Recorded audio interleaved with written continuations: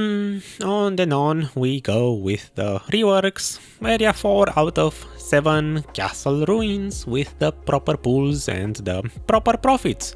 Welcome to Stonks per hour. Yeah, the series. Let's start the conversation. Quite a lot to talk about, honestly. Might turn out to be quite long, meh, whatever. So let's start with how this area used to perform before the recent changes, so I can get this out of the way quickly. Last time I visited Castle Ruins was before on the old rework when I did all 7 areas, about 3 hours grinding it per spot.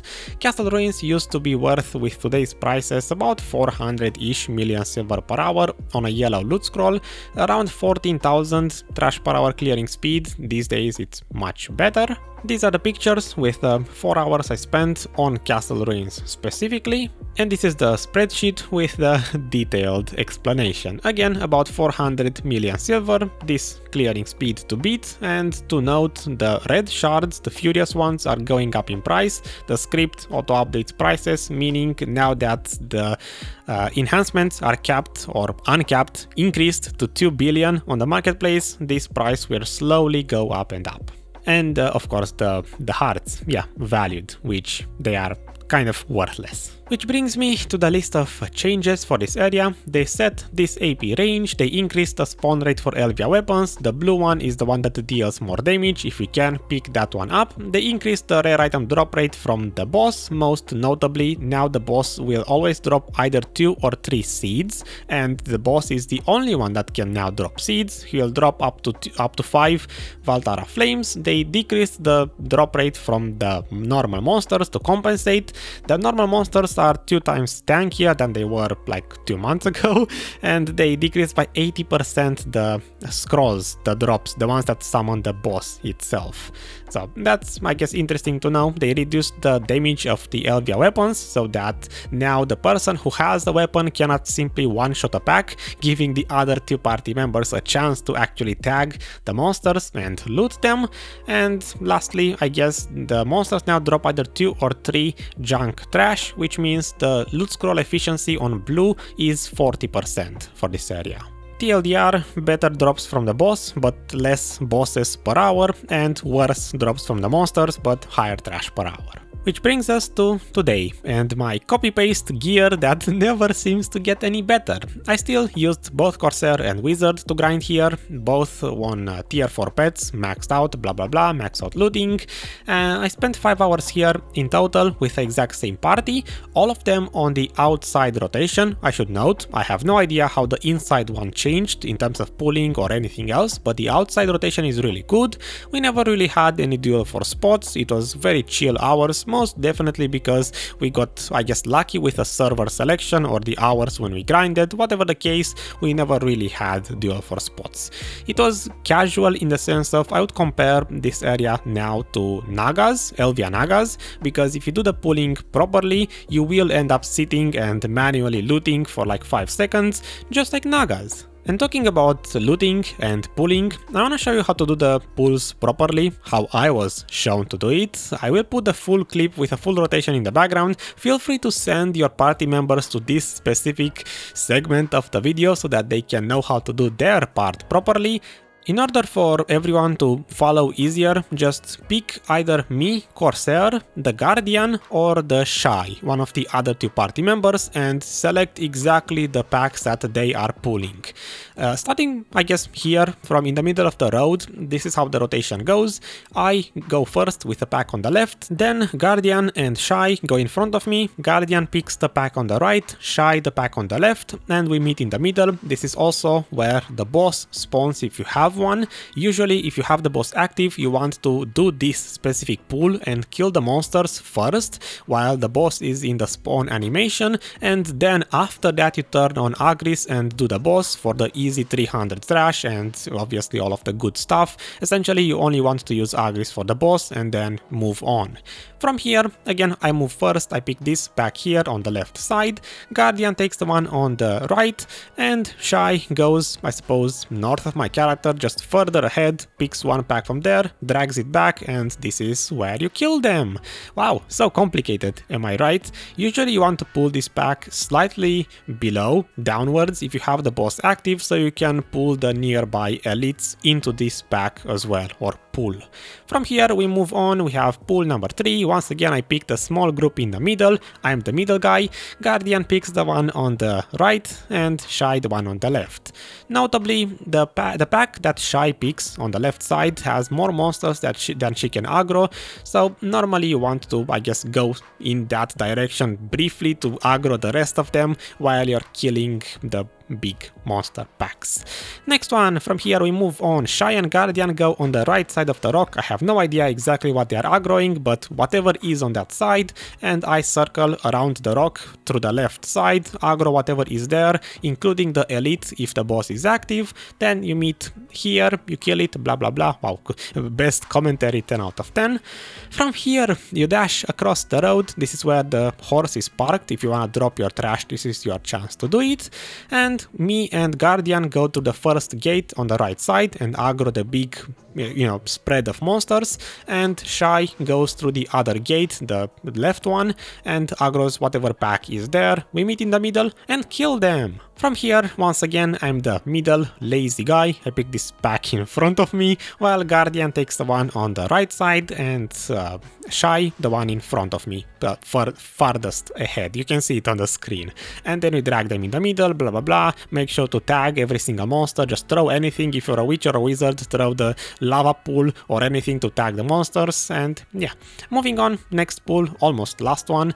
Me and Guardian take the right side and aggro whatever is in front of us on our way, and Shy takes the left side, and you can see the pack farthest above, ahead, that one.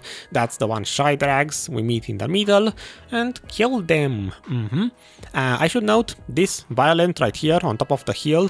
This one, if you have the boss active, the person that has an Elvia weapon ongoing, he's the one who's supposed to go and solo this violent as fast as possible.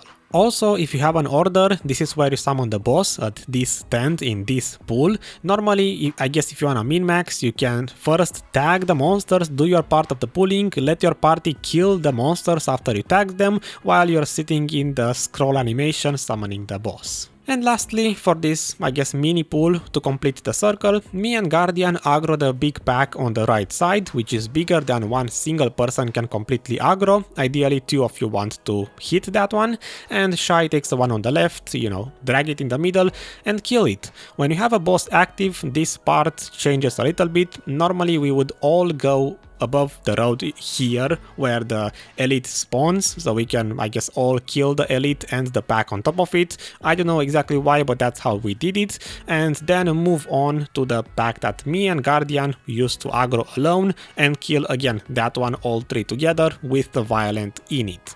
And from here the circle pretty much repeats, complete. You get back to where the boss spawns. If the boss is active, kill it. If not, just repeat the circle.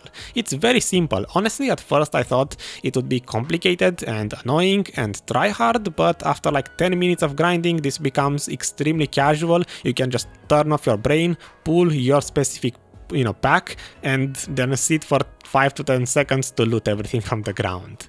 Notably, while you grind, if you have a Shy, I guess she doesn't need a weapon, just the other 2, you split 10 minutes of weapon between both of you, and I was told to stress the point that never let a striker pick a weapon. That's the only class that is never allowed to take one at Castle Ruins, because he will just blow up the packs way too fast. And there you have it. This is how you do the efficient pulling to get the most amount of this area. And I'm assuming the inside rotation works exactly the same, just you have to figure out exactly which packs to pull where. So yeah, let's take a look at some results. Money per hour. This is the bank with my loot from 5 hours. Honestly, not much drops in general, inventory management wise, but you already know that. Putting all of them in Excel, this is today's conclusion, and you can already see, long story short, 550-ish million silver per hour average with a yellow loot scroll is what I was able to achieve. But do keep in mind, I'm not valuing the red hearts. These, I didn't drop many of them, like 6 of them average average per hour, but still it's NPC price because I explained in the Orcs video, they are literally worthless for profit. You might as well craft the rings if you want to make these days 2 billion profit instead of using them for the belt enhancement. Other than that, this is the distribution for the flames per hour, same for the seeds. Once again, seeds only drop here from the boss, which means if I have better RNG with bosses, I was told our RNG was kind of poopish with 1, 1, 2. Usually they get like 2 or 3 bosses per hour at least, the party that I used. Trash per hour distribution, only 2 hours exceeded past 1 hour just so we can burn the currently ongoing or last order that we had to summon bosses. Average almost exactly 20,000 trash, which I would say it's an improvement. You should expect 21 or 22 with, again, slightly better RNG. Loot scroll scaling 40%, as I said. Estimation for just blue loot scroll, blue plus Agris, faster clearing speed 22,000, around 600 million silver, and honestly this should be the official conclusion, the 600. Estimation for Agris or conclusion around 200,000 points used per hour. If you could actually, if you had that many points, basically you can only grind here half an hour on Agris. You shouldn't only use them for the boss. 37 or 38 for the efficiency number. This is the old chart. You already know the drill at this point. This is the old result from the old Elvia rework. Our good old friend Garmoth is valuing these hearts as if you could sell the necklace enhancement on the marketplace, which means slightly more profit now that these actually have a value, and also the red shards are going up in price, just like in my spreadsheet, because of the 2 billion marketplace cap. 564 million silver per hour average on Garmoth, distribution of money made per each hour, with the best one I guess 625, the worst one almost 500. Yeah, I guess that's about it with averages per hour if you're interested. And I wanna note before I forget, my party members were also using Garmoth and they were telling me that usually they average here like 650, 700 million silver, which goes to show that my 5 hours, as they said, were not exactly very RNG carried. Probably under average or below average representation for the spot. In terms of how the loot scroll calculator works, comparing yellow versus blue loot scroll, if you should use yellow instead of blue, using 40% scaling once again, and the money we just made, 550, it's about 77%, which says, yeah, sure, use yellow, it's fine. If I put here 36, just because I have something with this number, usually it's not exactly 40, it becomes even better, but let's just leave it at 40. And I'm just gonna briefly put here 600 because, I mean, just why not? Like that, with more zeros. 600 million silver per hour average, same trash per hour, just, you make more money from rare items, that's why this number went up. Now the efficiency is 69. Perfect number, 69, yep. I guess still decent. And lastly, for experience, with once again slightly less empty chart, Castle Ruins right here, as of now, the worst of the Elvia results that I have. I should note, when you're in a party, you get 50% experience, meaning that on paper, this is kind of on par with Elvia Naga's Biragi, but you only get half because you're in a party, which means poop experience, in my opinion. Don't use scrolls here. 21,000 trash per hour, speed estimated. It was tested at 19.5, but again, it was kind of a slow-ish bad hour. And if you were to compare this to the old results, Castle Ruins, the fast session, 18,000 trash per hour, it didn't get much faster, experience-wise. It's still basically meh, whatever. And I will leave it at that. Conclusion, this area is kind of recommendable. Aside from Oluns, it should be the second best party grinding spot in the game. Outside rotation, very much viable with a proper pulse. You should expect 21 or 20,000-ish trash per hour on yellow. 600-ish million silver per hour. Experience, kind of whatever. Don't burn experience scrolls here, it seems kind of a waste. And Agris, only use it for the boss. I will see you next time with another area, whichever one that might be.